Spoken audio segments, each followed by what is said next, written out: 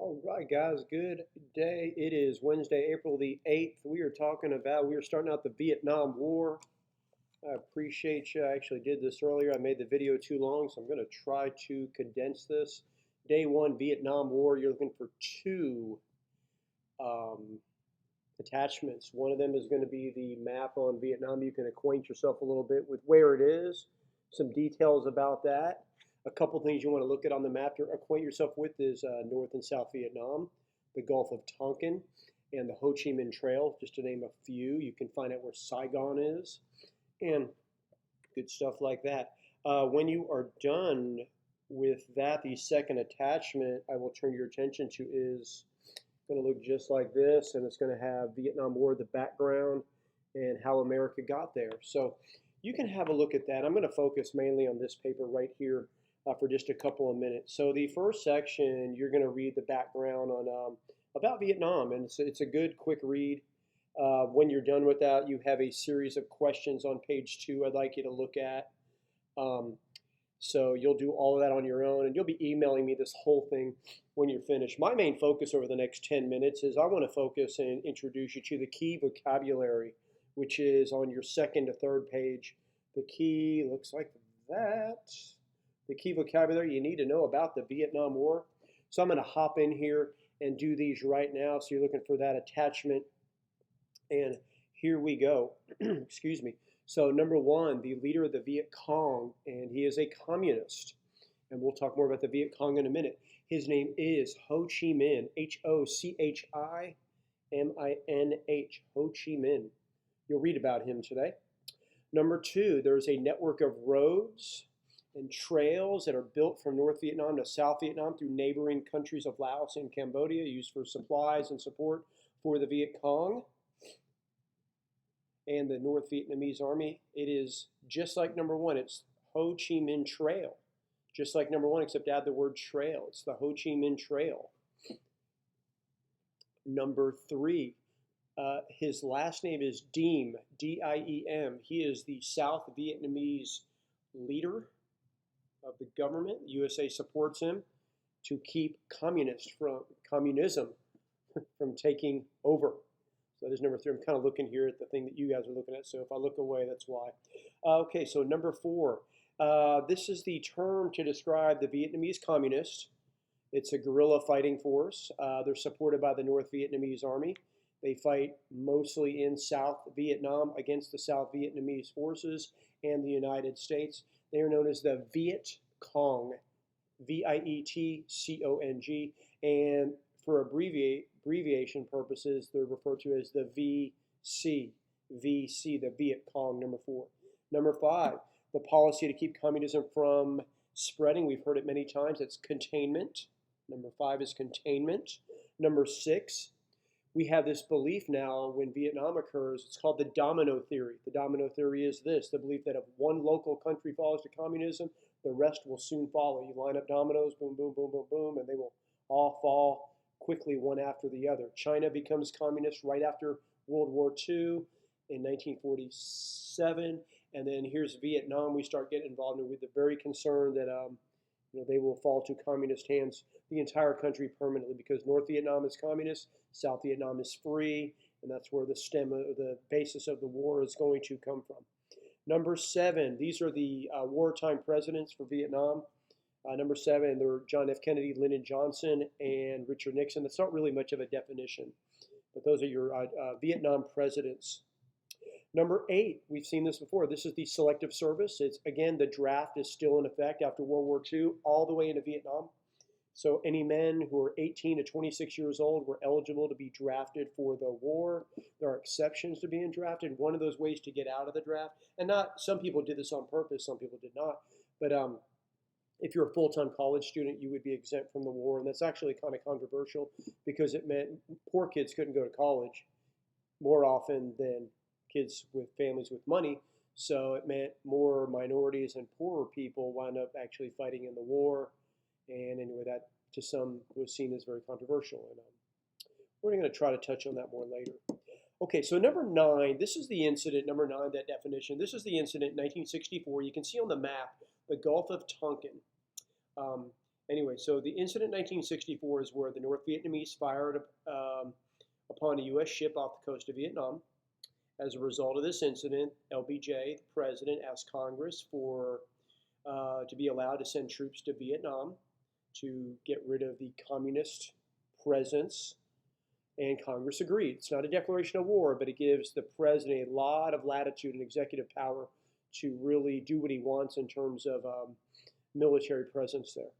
So it is number 8 or number 9 is the Gulf of Tonkin Resolution. That is what it was called. The resolution is what Congress wrote, giving the president that permission. Number 10, war begins 1964 for America. 1965, the strategy of carpet bombing in North Vietnam. We lose 900 aircraft. We drop well over 600,000 tons of bombs that cause damage to North Vietnam. But it does very little to really stop the North Vietnamese in Ho Chi Minh. And the term was called Operation Rolling Thunder. Number 10, Operation Rolling Thunder. Number 11, this is guerrilla warfare. And guerrilla warfare is fighting, again, I'm just reading right with you. Guerrilla warfare, G-U-E-R-I-L-L-A, warfare, is fighting usually in small groups, may blend into the general population, hit and run kind of tactics. There may be sabotage, ambushes, and these are the strategies used by the Viet Cong, the VC, against U.S. and South Vietnamese forces because they were not as well equipped militarily, so they pull a lot of sneaky freaky to really terrorize our troops, and we often don't really even know who the enemy is around us in these villages where we're fighting or in the cities, and it's tough. More on that later. Number 12 is napalm, N-A-P-A-L-M.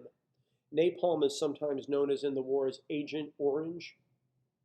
It's a jelly-like gasoline mixture that is used to eliminate jungle areas so we can actually see the enemy because there's a lot of, like I said, there's this jungle guerrilla warfare where we're fighting in places it's not open and spread out. It's hard to find the enemy.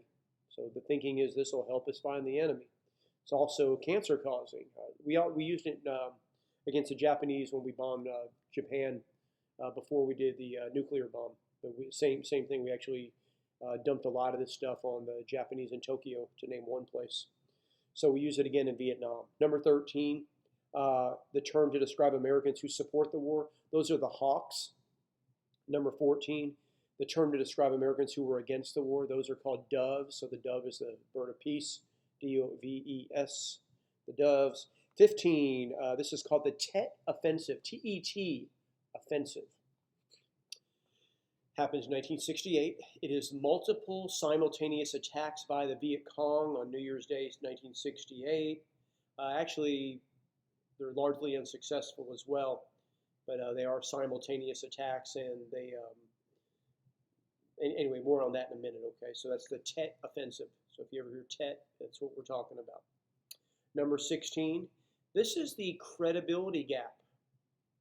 Number 16, and the credibility gap partially happens because of the Tet Offensive, even though it's unsuccessful, but most Americans trusted their government, and then leading into Vietnam. But during Vietnam, the president saying that the war is going well, a lot of the war is broadcast on television. We see the Tet Offensive come where all these places are attacked, and television is filming everything nightly, and so because of that media coverage and what the Americans are told is going on, they see something different on television. It makes people begin to distrust the government and the president, and they don't know what is true and what is not. So let's finish up here with these last few. 17.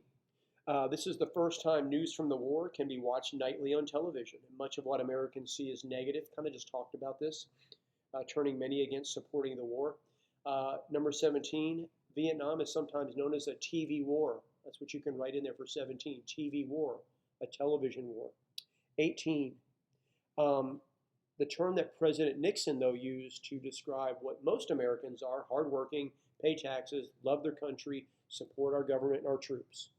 He called that, number 18, the president did, the silent majority. The silent majority, number 18. Number 19 were the protesters. That's not really an official definition, But those who did protest the war, if you want to put the anti-war movement, represented maybe 10% of the population. They are very vocal on college campuses and just in general. TV, though, gives them a big platform because that's what the media can do, especially back then. Remember, there's only 3 TV stations back then. So if you're on those 3, that's what everybody's watching today. We have hundreds. It's crazy. So anyway, but it makes it seem like it's a bigger presence than it is, but it is still very formidable. I'm not trying to belittle it or minimize it in the least, but it is not. It doesn't represent the majority of America. We should say it that way.